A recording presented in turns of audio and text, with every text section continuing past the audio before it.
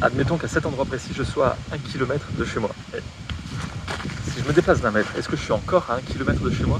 Est-ce qu'il n'y a pas une façon plus précise, justement, de parler de précision et une méthode stricte? Donc aujourd'hui, petit exemple d'actualité, un petit peu de physique, un petit peu de maths, et on va voir qu'on peut un peu jouer sur la précision qu'on nous donne.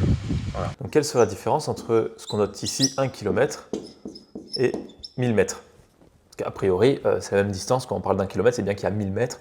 Kilo, c'est pour dire fois 1000, donc ça devrait être la même distance. Sauf que ici, 1000 mètres, on pourrait aussi l'écrire en disant que c'est 1,00 km. Donc quelle sera la différence entre 1 km écrit comme ça et 1,00?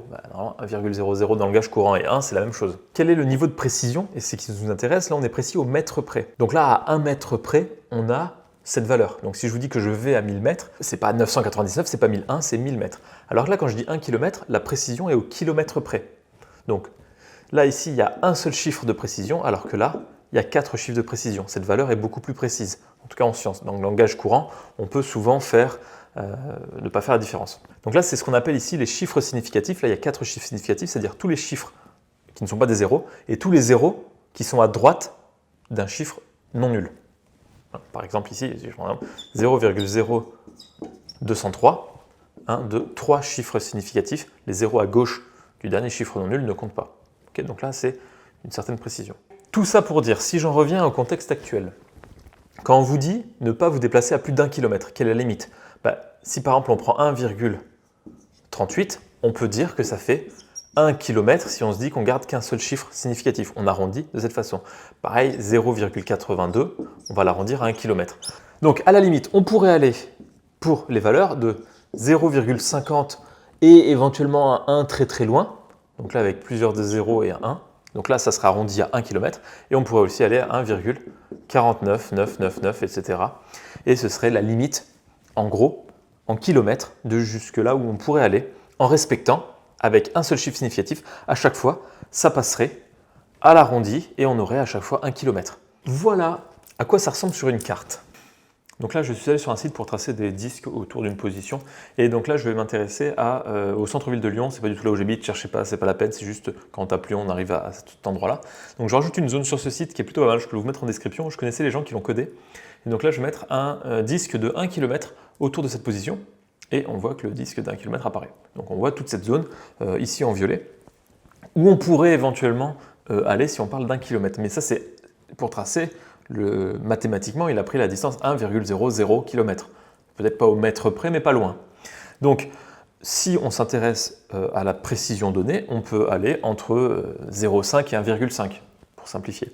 Donc là, je me dis que je pourrais aller jusqu'à 1,5 km autour de la zone. On a quand même gagné pas mal de zones, et donc là, si on prend le centre-ville, on peut aller quasiment dans le vieux Lyon avec ça, alors qu'avant, on était à peine sur la presqu'île. Donc ce que je fais, évidemment, je ne vous appelle pas à transgresser cette règle. C'est une règle d'un point de vue sanitaire. Ça a été choisi plus ou moins arbitrairement à 1 km. Ça aurait été 1,3 km, je ne pense pas que ça aurait changé l'évolution de l'épidémie. Mais il fallait statuer sur 1 km. Sauf que peut-être ce qui pourrait aider, c'est que si à un moment vous êtes un peu plus loin devant un agent zélé, techniquement, scientifiquement, quand c'est marqué 1 km avec un seul chiffre significatif, on pourrait aller jusqu'à 1,49. Voilà, je dis ça, je dis rien. Quand on dit 1 heure, on pourrait pousser le raisonnement et dire aussi pareil, on est précis à l'heure près. Et si on dépasse un petit peu, par exemple si on dépasse d'1 minute, personne ne va vous dire c'était 1 heure, j'ai passé d'1 minute près, c'est la fin du monde. Sinon, il aurait fallu être vraiment plus précis dans le langage. Donc ça devrait pouvoir marcher aussi pour les heures, mais éventuellement, psychologiquement, je m'y essaierai peut-être moins. Encore une fois, pour cette vidéo, le but, c'est pas d'aller à l'encontre des règles et de se dire c'est pas grave, je vais vraiment dépasser comme je veux. Parce que, encore une fois, vous pouvez aller à 10 km, faire vos courses en voiture, ne croiser personne et rentrer chez vous, il y aurait sanitairement, je pense, aucun risque. Vous pouvez aller à 200 mètres, rencontrer 10 personnes qui sont pas loin de chez vous, et là, ça pourrait aider à propager le virus. Donc là, c'est juste ça. Mais je vais mettre de l'actualité, et si ça veut faire passer ce message de précision dans le langage courant qu'on utilise normalement en physique, et que normalement, tous les élèves qui sont passés par le lycée ont dû à un moment avoir ce cours où en gros ces notions qui leur ont été montrées ou expliquées. Donc l'agent qui peut vous contrôler devrait avoir vu ça normalement aussi. Si par exemple, vous avez des petites histoires, parce que ça vous dit, allez, j'ai pas fait exprès mais j'avais dépassé, on m'a embêté pour quelques centaines de mètres, alors que j'étais qu'à 1,3 km alors que ça peut être arrondi à 1, et que vous avez eu une discussion liée à ça avec un agent, j'adorerais les lire si ça arrivait, et normalement je n'ai pas prévu de le dépasser, mais si je le dépasse, j'essaierai d'avoir de manière très cordiale et respectueuse cette conversation, voir si ça peut m'aider à ne pas avoir une amende. Sait-on jamais. Voilà. Sur ce, amusez-vous, faites des petits calculs. Je me souviens, j'avais un fichier Excel qui calculait le prix surfacique pour plusieurs pizzas. Est-ce que c'était plus avantageux sur mes C5 de prendre 3 moyennes ou 2 grandes? Et voilà. Parce que c'est intéressant de faire des maths appliquées aussi. Voilà.